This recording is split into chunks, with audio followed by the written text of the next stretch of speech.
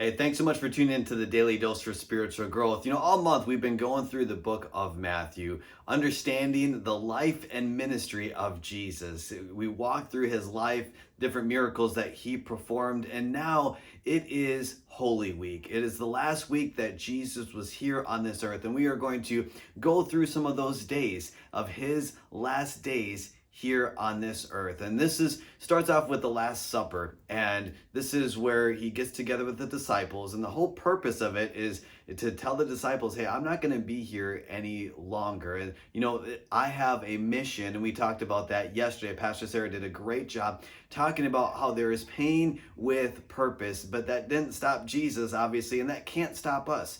We need to be going through our pain with a purpose and understanding the mission that God has for us. And Jesus is a great example, the example of how to live on mission. And so this portion of scripture today that I want to highlight is Jesus predicts Peter's denial. And this is found in Matthew chapter 26, starting in verse 31.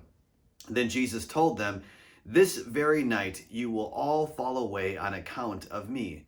For it is written, I will strike the shepherd, and the sheep of the flock will be scattered." Now, this is at the Last Supper. This is, he's gathering all of his closest friends and letting them know that, hey, when all of this happens here, you're going to scatter and you're going to go away. And this is how they respond.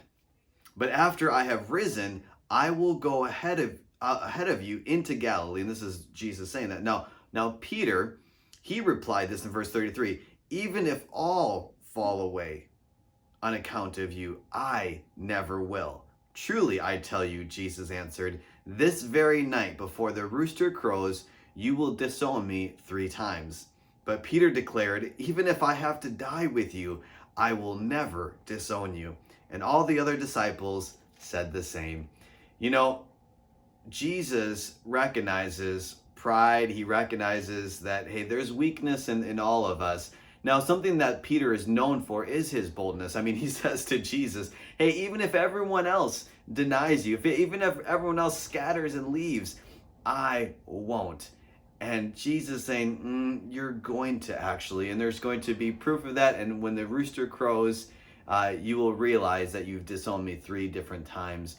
And I want us to ponder that thought there, because we all have things in our life that we feel like we're really good at or that we're known for, but we're limited.